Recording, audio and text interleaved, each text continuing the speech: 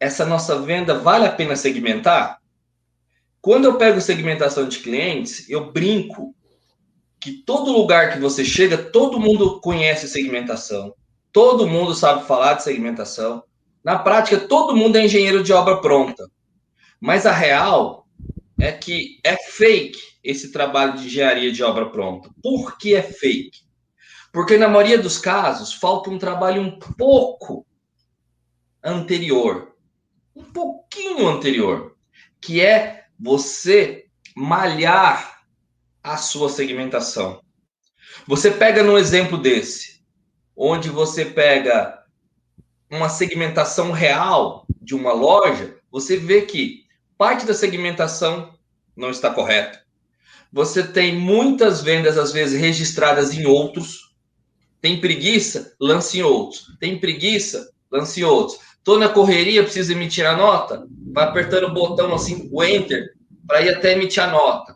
Às vezes emite para um CPF ali genérico. Meu Deus, mas eu fiz a venda. Seja prático. Traga o faturamento para dentro de casa. O cliente está aqui no balcão, está no telefone, não complica. E situações igual essa do dia a dia da correria faz com que o concessionário, gradativamente, ele vai perdendo, ou concessionário, ou qualquer loja de peças, oficina, vá perdendo a rastreabilidade de sua carteira. Faz com que ele perca a efetividade da carteira. E a principal efetividade de qualquer carteira é o potencial e a acuracidade do faturamento. Quando você não tem segmentação, você depende principalmente de um atendimento receptivo. Ele não está na tua mão.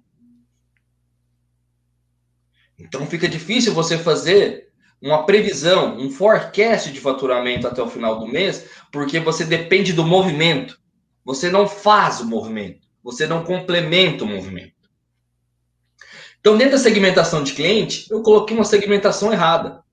Mas o básico da segmentação de cliente é você ter dois análises muito importantes: a participação da venda e a participação da rentabilidade. É comum em peças usar-se uma expressão de desconto. Muitas vezes o cliente chega pedindo desconto.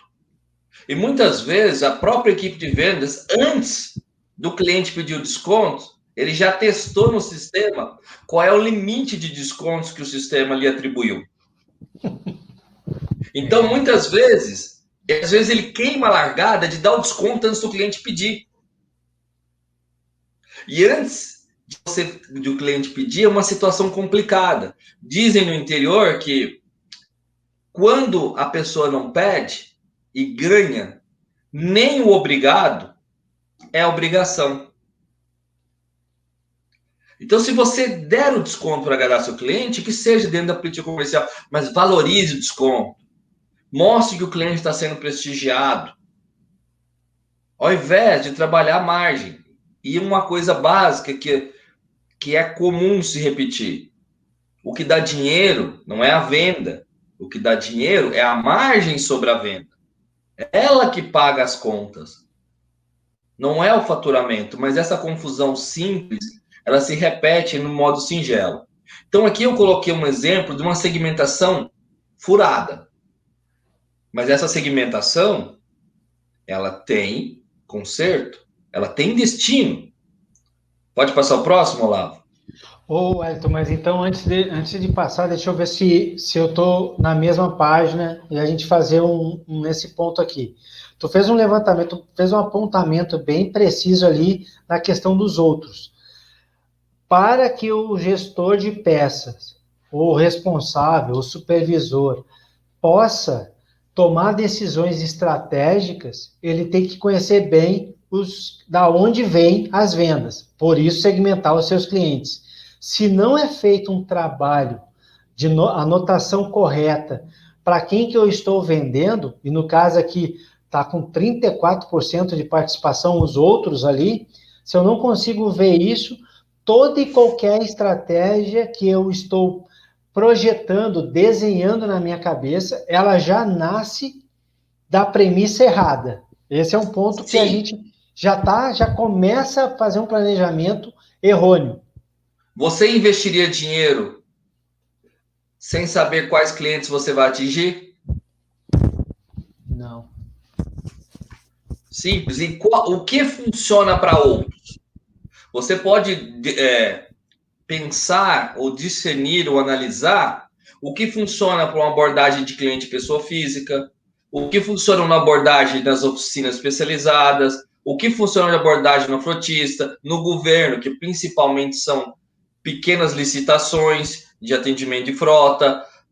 Você pode ir para uma locadora, esperar um tipo de atendimento, um tipo de negociação, mas outros não querem dizer nada. Ah, mas eu sei quem são os clientes. Aí, na sequência, Olavo, eu brinco de quem de saber quem são os clientes. Eu brinco com as surpresas mais comuns quando eles se debruçam sobre os outros. Eu sei quem é. Quem, cara pálida, né? Porque eu sei quem são os clientes, depois, se eu não estou mais aqui, a empresa não sabe quem é os clientes. Não pode ser assim, né? E aí, tu trouxe mais um ponto também que eu achei interessante, foi a questão. Tu levantou maravilhosamente bem, e para muitos que estão no chat aqui, estão nos acompanhando, sim, é uma coisa óbvia, mas ela não é uma realidade no nosso Brasil, das pessoas saberem da importância da margem, da preservação da margem, e tipos de abordagem, como lidar com isso para cada tipo de cliente. E aí tu colocaste muito bem a questão de que eu não evitar ao máximo iniciar qualquer tipo de venda já dizendo para o nosso cliente o quanto eu posso dar de desconto. Porque se eu estou fazendo isso, eu já arranco da minha base zero, eu não tenho mais nada o que fazer na minha negociação. Se eu começo uma negociação dizendo, cara, eu posso te dar 10% de desconto, tudo que eu tinha, tudo que eu podia ali, ou talvez a cereja do bolo, que seria a última coisa que eu usaria para fazer o fechamento, eu já joguei na mesa, e aí o resto tudo serão coisas que não vão ter o mesmo peso. Então, tu tá dizendo para nós aqui que a gente, como gestor ou como colaborador do departamento de peças, nós temos que nos preparar, treinar realmente, para aprender a entregar valor, a passar valor, seja valor e não preço, daquilo que nós estamos ofertando, da qualidade do produto que nós estamos ofertando, da capacidade de entrega, da velocidade de entrega, de tudo que um departamento de peça tem, que dá valor agregado, para depois, se necessário for, e a gente sabe que culturalmente é necessário no Brasil, ir lidando com a questão do desconto e ir lidando com a questão de desconto gradual para que eu possa fechar com o cliente mantendo a melhor margem possível. Basicamente foi isso, né? Você tem duas abordagens que eu acho que é bem interessante de você colocar. A primeira, que eu lembro uma vez que um pessoal da agência que atendia na época, eu trabalhava na Renault, DPZT, falou pra gente, que foi bem legal. Quando você não sabe o target do seu anúncio, na sua porta pode entrar todo tipo de cliente. E a segunda coisa que eu digo a partir do momento que você trata todos os clientes iguais, você deixou todos os seus features para trás. Vamos dar um exemplo. Se você coloca um preço de um cliente pessoa física que vai comprar num ciclo de 6 em 6 meses ou 1 em 1 ano de você, de uma oficina especializada, às vezes a oficina compra e ela vai pegar uma pequena margem ali e ganhar do cliente, porque isso é importante para a sustentabilidade do negócio dele. Ou até a oficina compra e o desconto que ele tem, ele repassa para o cliente. Mas se você vai direto para o cliente, você perde esse cara importante que precisa sustentar o negócio. Ou quando você faz uma venda, por exemplo, de 400 amortecedores, no preço de um amortecedor para atender uma loja de peças, ele vai entender, opa, esse cara não está entendendo. Então você tem sempre que fazer aquele acordo de volume e margem. Mas aqui, nesse primeiro momento, o foco é a segmentação. Depois eu quero dar uma pequena pincelada de produto, porque nós estamos falando do básico. Nós estamos falando do básico. O Márcio fez uma abordagem muito interessante, diminuir a comissão da venda e aumentar o percentual da margem. eu estou levantando a bola, Marcelo, para me fechar lá no início, em cima do controle de gestão de vendedores. Então, passa mais um que eu vou brincar. Lembrando que aqui nós estamos falando do básico, da catalogação. Não adianta analisarmos margem, não adianta analisarmos participação se a nossa segmentação está errada. Nossos dados estão errados. Nós teremos uma visão turva. Aqui eu coloquei num básico que é muito normal. Os quadros à direita, eu coloquei loja de peças e oficinas, um cliente muito grande. Quando você chegar na loja de peças, Salomão, vamos segmentar. Segmentamos. E fomos segmentar todas as lojas de peças a partir do outros. Aí nós vimos que das lojas de peças que estavam em outros, 8 clientes do total de lojas de peças era 90% da venda. Então, praticamente, se você tem em torno de 100 clientes no outros, significa que você tem uma puta concentração, quando você faz um Pareto, da venda em 8 clientes.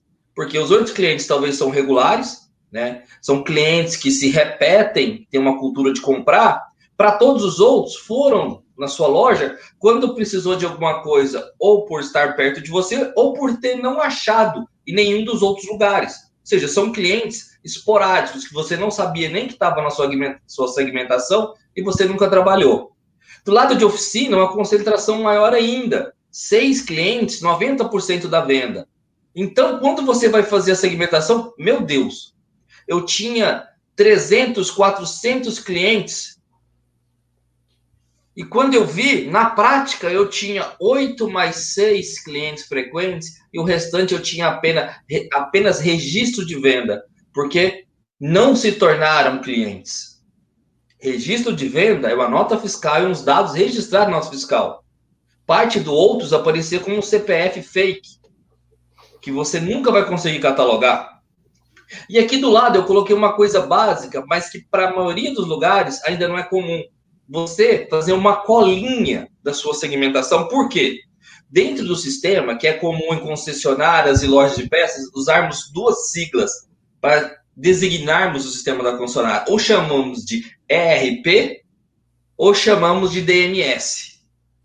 Quando você vai entrar no DMS, você tem uma limitação. Se você, por exemplo, é uma concessionária, a segmentação chave, a segmentação linha, já vem da concessionária ou até da associação daquela marca.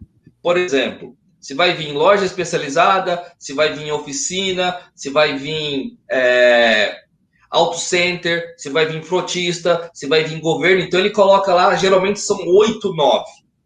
Mas, na vida real, você tem 200 outros nomes que não batem com essa segmentação padrão que você tem do seu fornecedor. Então, você tem que fazer um depara no seu análise. Nesse exemplo aqui, na coluna 1, depois a gente vai passar esse material para você, o que seriam oficinas especializadas? Seriam um mecânico de automóveis CPF, que compra regularmente. Então, ele não é um cliente pessoa física, ele é um mecânico que tem uma oficina, mas trabalha como pessoa física. Entre um eletricista de pessoa física, oficinas mecânicas pequenas, e aí você pode delinear por uma média de faturamento ou média de compra. Você tem os eletricistas de automóveis, você tem, por exemplo, pequenas oficinas de frotas de locadoras ou de empresas, e você coloca todo nesse bloco de oficinas especializadas. Então, quando você vê o que é oficina especializada, esse depara, você sabe entender. E para esse cliente, você pode colocar um desconto na política já parametrizado no sistema, ou fazer inverso. Qual é a margem que eu preciso ter para atender esse segmento de clientes? E sempre quando você for evoluir, colocar e tentar desenvolver dentro do seu DMS o famoso CMV, custo da mercadoria vendida. É mais interessante você fazer por clientes similares, porque você tem uma chance de ter uma maior acuracidade. O Dário levantou uma coisa: as concessionárias do Brasil historicamente não possuem DMS preparado. Na prática, 100% dos DMS tem alguma segmentação, mas você acaba precisando fazer o depara para conseguir enxergar no seu sistema, no seu DMS ou RP, um mínimo de segmentação. Mas hoje, Dário, 100% dos sistemas já tem a coluna de segmentação. E ali você coloca duas coisas básicas que influenciam muito na venda. E poucas vezes são abordadas, ou quando são abordadas, são ações que eu costumo falar, ações mestres do magos. Lembra do desenho Caverna do Dragão? Do nada ele aparecia, do nada ele sumia. Então você pega a primeira, prazo de pagamento. Para esse cliente, como é que você vai trabalhar o prazo de pagamento? É à vista, cartão até 3 vezes ou não, qual a parcela mínima, você vai aceitar boleto dele, você vai aceitar Pix dele. Se você for aceitar tudo isso do cliente, como é que você faz o gestão de carteira? Gestão de carteira, liberação de limite de crédito, cobrança. Você tem que ter uma ficha, às vezes pedir um contrato social, fazer uma pesquisa na junta comercial, uma pesquisa no Serasa. Tem muitas lojas de peças que não dão crédito porque não tem esse trabalho de backup ou de back office de fazer o trabalho de crédito e cobrança. Mas se você não tem tudo isso, você tem que se evoluir nas ações de, por exemplo, pagamento com cartão. Aquela oficina pequena, o contrato do social é regular, tem um sócio lá que está com protesto. Oferece o cartão. Um meio digital, um e-commerce. Se o cliente não pode vir na sua loja e você tem entrega, combina com um financeiro de ter uma maquininha de cartão básico para ir até o cliente. Você está colocando soluções do cliente. Isso tem que ser pensado na hora que você vai fazer a segmentação. E por último, a forma de pagamento. Que tipo de cartão você aceita, que não aceita? Você vai mandar um link para ele pagar na internet? Você vai mandar a maquininha? Depósito em conta? Quantas vezes passou uma hora pura que o cliente falou assim, eu faço um Pix. A equipe de vendas não tem noção do qual é o Pix, se é e-mail, se é telefone, se é CNPJ. Aí ficam todos catando coquinho e o cliente às vezes esperando o telefone ou fazendo papel de bobo no balcão. Essas situações são corriqueiras, nós estamos dizendo do básico. Segmentação está errada. Volte um passo para trás e trabalhe isso.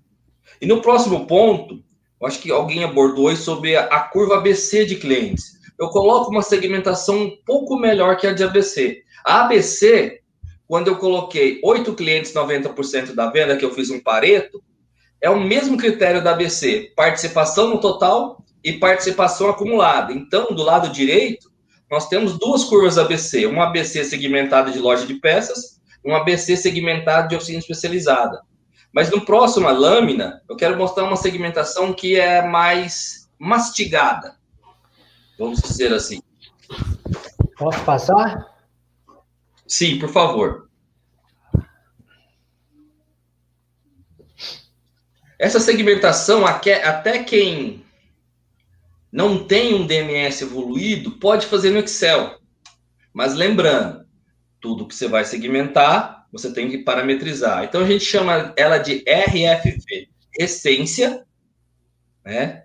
Que é atribuir um período, frequência, que é atribuir a quantidade e valor. Então, você dá, por exemplo, do lado direito, eu coloquei lá um score 3. Então, uma referência, uma recência 3, um R3. O cliente comprou em menos de 30 dias, num período de um mês, uma frequência mais de uma vez, maior do que 1, e um valor maior do que 1.000. Isso aqui parece que você vai criar um espaço grande, um grupo muito grande de clientes. Mas na maioria dos clientes, quando você classifica, um cliente 333 não dá 4% do total. E esse cliente 333, você pode atribuir, feito essa coluna do meio, um cliente 333, ligação diária, visitas periódicas. Então, conforme a classificação do cliente, você pode atribuir a tarefa. E a tarefa pode vir no Excel, você criando uma lista para o vendedor, uma colinha para a sua equipe de vendas. Então, fica bem mastigado. Você está ponderando por período, você está ponderando por frequência e você está ponderando por ticket. É simples, né? O Dário voltou a falar aqui sobre o financeiro. Você atribuir o limite, você ter uma parte de gestão de crédito e cobrança. Lembrando que nas lojas de peças e principalmente nas concessionárias, quem dá o crédito para os clientes de peça são as próprias lojas. Você tem poucas factories, são empresas que compram títulos. você não faz financiamentos para esses clientes. Você, via concessionária, você faz liberação de limite, você faz uma gestão de crédito e cobrança e você assume, via lojista ou concessionário, o risco de inadimplência, que também tem que entrar no cálculo do seu objetivo de margem, no cálculo do CMV, do custo da mercadoria vendida. Porque é normal hoje trabalhar em torno, mesmo em pandemia, de 5% de inadimplência. Então, na hora que você vai fazer o markup do preço, você precisa atribuir o risco de inadimplência neste markup, porque ele é real e, principalmente em oficinas, é muito comum. Você tem o cara fecha um ponto aqui, abre um ponto ali, o contrato social está no nome de terceiros, às vezes são parentes. Então, às vezes você faz mais a liberação de crédito pelo relacionamento do cliente do que pela documentação. Então, existem inúmeras situações possíveis. E aí, para brincar com a segmentação, o Álvaro falou assim, muito básico. Álvaro, 70%, 80% dos revendedores de peça têm dificuldade de ter uma segmentação e trabalham ainda na venda receptiva. Tá? Eles trabalham em cima de uma demanda. E aí você tem algumas pessoas atrás, você tem ainda supervisores de peça, supervisores comerciais de peça, que 60% do tempo dele é sobre liberar ou não desconto para a equipe de vendas. Ele é uma espécie de leão de chácara da margem. Ao invés de ser um cara, um tocador de bumbo, por exemplo, de tambor, do ritmo de prospecção, do ritmo de venda ativa. Infelizmente, essa realidade acontece. Nós temos bons casos, claro que temos, aprendemos com eles, mas ainda temos muito terreno a ser arado antes de chamar o básico de básico. Então, antes de tu der uma avançar nisso aqui, eu concordo contigo que tem 2 pontos bem importantes, é bem legal isso que o Álvaro trouxe, assim. Nós temos no Brasil 2 realidades bem distintas. Nós temos um pequeno grupo de gestores do departamento de peças, do business peças, em que tocam um negócio de maneira técnica, extremamente técnica, e claro, por serem grandes líderes também, eles têm o time na mão, e aí eles entendem muito bem de segmentação, até fazem uma segmentação mais afinada, mais apurada, como essa mesmo, em que a gente usa a recência, a frequência e o valor, porque ali tem um trabalho muito mais apurado, tem o time na mão e o time sabe por que está fazendo tal coisa, o time sabe por que tem que fazer uma ligação para equilibrar a frequência, sabe por que ele está fazendo uma ligação para uma recuperação, sabe por que ele está fazendo uma ligação, porque ele vai fazer uma visita diária, porque ele sabe que ele está fazendo aquilo para um grupo de clientes que estão segmentados com base nessa segmentação extremamente afinada, e aí sabendo o porquê o cara se coloca em campo de uma maneira melhor. Isso é um pequeno grupo, mas a verdade é que a maioria do que a gente tem visto, eu visito muita concessionária, a gente ainda tem uma realidade um pouco diferente disso. A gente tem uma realidade em que boa parte das pessoas que estão ali, elas estão para apertar o botão F3 do desconto, que é o leão de chácara, que o Wellington colocou muito bem. E tem um outro grupo que está ali para transitar dentro do estoque de peças, para saber se está tudo limpinho, se está organizado, se a peça está lá mesmo, e o cara conhece todo o part number de peças. Essa é a verdade. Ela não é boa, não é bacana, não é. Porque se fosse o contrário, o que nós teríamos eram negócios de peças extremamente rentáveis e nem estaríamos fazendo essas lives. Então é muito importante mesmo, é bom que a gente perceba que isso deveria ser um feijão com arroz nosso, mas a verdade é que não é ainda. A gente está caminhando para um processo de educação, de bater todo dia nessa tecla, para podermos sim ter um departamento de peças extremamente rentável, que remunere bem, que gire 8, 9, 10 vezes por ano e não 3, que não tenha 20, 30, 40% de estoque obsoleto, porque essa é a realidade da rede. Se ela não fosse essa realidade, esse básico ele estaria sendo feito com tranquilidade. É isso, né? E aí, quando você puxar a próxima lâmina, ela é bem legal, porque é o seguinte, depois de você acertar a segmentação, usando o critério que você tem de abordagem, mais um, gostei do que o Danilo falou. E Danilo, eu começo a abordar produto na sequência aqui, é o próximo ponto. Você já está puxando o assunto. Quando a gente fecha uma segmentação como essa, aí sim a gente pode falar no equilíbrio entre participação da venda, por exemplo, uma loja que tem um movimento de balcão muito bom de clientes, ela tem uma boa participação de cliente físico, nesse exemplo, 10% da venda. Mas o 10% da venda, neste caso, representa 18% de toda a rentabilidade daquele segmento de vendas dele, ou seja, venda de peças. Você vê, por exemplo, um cliente que às vezes é grande, que compra bastante oficinas especializadas, deu quase 19% da venda, mas é quase o dobro da venda do cliente pessoa física, mas na prática, em participação do total de lucro, é praticamente igual.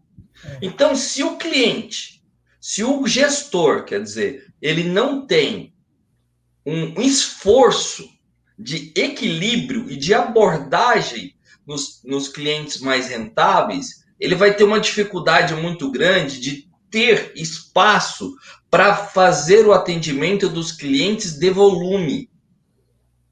O cliente de volume, você tem uma facilidade de abordagem. Você for atender seguradora, temos 10 seguradoras no Brasil, bate na porta dele, ele te dá o sistema e você atende. 10 portas você bate, no máximo. Um cliente frotista, são poucas portas, a concentração de locadoras está aumentando, diminuindo bastante. A concentração aumenta, o número de locadoras diminui. É difícil abordar.